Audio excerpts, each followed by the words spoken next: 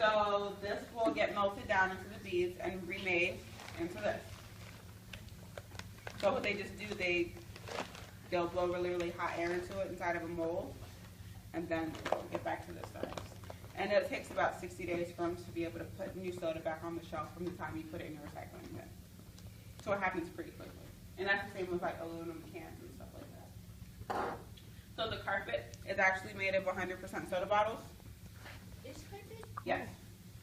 50% of the carpets in America now manufactured are made of recycled plastic. I don't feel any plastic. The kids smell it and say it smells like soda. I don't. Yeah, I know. I smell it. Oh gosh. I'll just smell it. The kids always say it smells like soda bottles. And when you have like afterward, you guys can look at these shirts. These shirts are also made of soda bottles. But after we're done, you can. It does smell like plastic soda bottles. It does not smell like soda bottles. Three plastic soda bottles? Yeah. It smells really faint. So. Are you sure? Yeah. Wow. Alright, so when you go upstairs on the mezzanine, right? You're gonna see that you're gonna basically see the plant from above. So basically the first thing that happens is the recycling trucks drop off all their material and they dump it on our floor. Basically that's called the tipping floor. So there's one side for paper and one side for everything else. Then it's all the material that's commingled gets loaded onto a conveyor belt, and then that goes to the pre-sort station. So at the pre-sort station, there's I think 8 or 12 women at pre-sort, and they're pulling out foil, laundry detergent bins, oversized plastic containers, and like lawn chairs that are made of plastic, or the flower pots and stuff like that. So that those get pulled out there. After that, there's a really big magnet, and it moves in a circle. So it's just rotating around and around.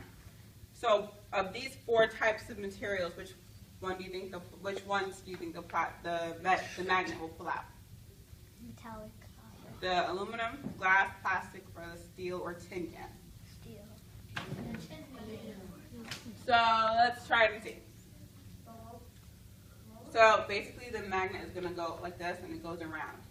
And every time it turns, it drops the materials off. So let's try and see.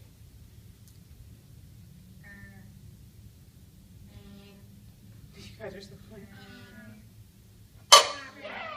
So it picks it up, and then when it drops off, that will fall there, and it'll go around again.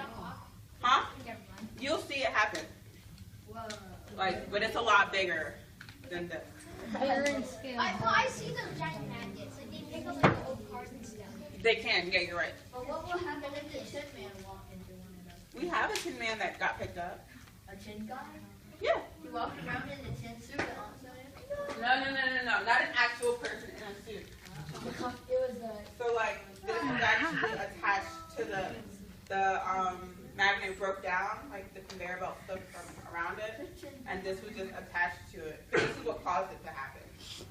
But that's why like when we like here, when we dress up for Halloween and stuff like that, you cannot be a Tin Man. That's like because actual. Because it's going into a magnet. Exactly. Definitely not like the mechanics or anything like that. So let's say like there's like some like part of it is metal, part of it is not. So that does happen. So sometimes things are the inner layers are magnetic and the outer layers aren't. Inside the trommel, which is after the magnet, that will take that out. Oh. And we still want those ones too. So after the magnets, there's a huge table, and it's like slanted downward, so everything will keep going forward, but it shakes really, really fast, and it has holes in it. What do you think holes in through the holes? Really small things. Like? Bottles, like caps. Bottle caps, what else? Paper clips. Scrap metal. Paper clips, definitely. Metals, like really, really tiny pieces, what else?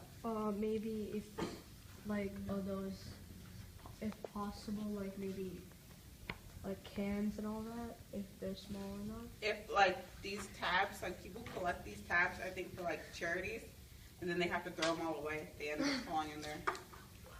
So broken glass is what it's supposed to be for, but all types of random stuff falls in. So we have to pay somebody to take that from us, and that's called mixed glass. What's the point of having a little charity where all you do is just connect all the random things? I don't know, but people bring by like bags and bags of just these, and they're just like, we want to recycle them. And I'm just like, if you put it on our line, it's gonna, all of it will fall into Wouldn't this it glass be the box. same if you didn't put them? They could have left it on the can. That would have been better. That would be worth a lot more money too. For them, they could sell that. So, after the table and the trommel, there's a fan. And what the fan's job is to blow light items off and onto another conveyor belt. So my dying fan here is going to try to blow items off of my little conveyor belt here. So which ones do you think are light enough for the fan to blow off? Which ones? Plastics. And The water bottle? Yeah. Yeah. So what about this one? Probably not. probably. Yeah. So that one blew The off glass too. one, no. Not the glass. Won't go well. So the glass bottle stayed on. So what the air classifier's job is to separate the aluminum and the plastic bottles from glass. So if glass is the only thing that's left on there, that's where we get our glass piles. And they sort it by color. So there's brown glass, clear glass, and green glass. Anything else to go into the mixed glass. But what if my bottle had water in it? And it wouldn't move. It would not fall off, and then it'd go with the glass. So if these two make it all the way to the glass sorting station, and my friend Julio has to pick out, this will go with the clear glass, but where will this go? Chuck it back. Kick it out the door. It goes in the trash. Because the conveyor belts are moving consistently, they don't stop for one bottle. And we can't shut down the plant or shut down the glass line for one bottle, so it has to go in the trash. So, these two were blown up and onto another conveyor belt. Can I turn my plastic bottle into my aluminum can? Maybe. But if you just combustion. Just say no. It doesn't happen. It does not happen. So, the last tour, they were like, definitely, and I'm just like, how? One's plastic, one's metal. It can't happen at all. Sort of, if you compress it a lot. It will never be plastic. Compressed a lot. So, okay, if I melt this down, what is aluminum going to melt into? What is all metal? Happiness. Melted aluminum. It's gonna be It'll just be melted aluminum. When this melts down, what is it going to melt into? Is it gonna be? So they're completely different. So can plastic have any type of magnetic charge? Maybe. What happens if No, only metals can. What happens if plastic goes into the metal though? It won't, and I'll explain Goes into why. the metal. So the aluminum can, right, Uh-huh. has no charge because the magnet didn't pick it up. We have an eddy current magnet, and the eddy current magnet's job is to give the aluminum a negative charge. So the eddy current magnet itself is negatively charged, and this becomes negatively charged. What happens? Any idea? If the magnet that it passes by is negative, and then this becomes negative, when they get close to each other, what happens? They repel, so they will run away from each other. The magnet's not going anywhere, so the soda can is actually going to bounce itself to the other side of the conveyor belt.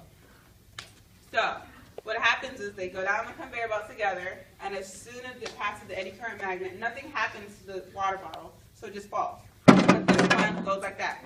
And it throws itself over a barrier into another chute just for those cans. It doesn't die. Actually, metals never die. Like, they don't get weaker, so it never will. Even if you recycle it 1,000 times, it'll still be just as strong. If you really want to. So you guys can get up and come back.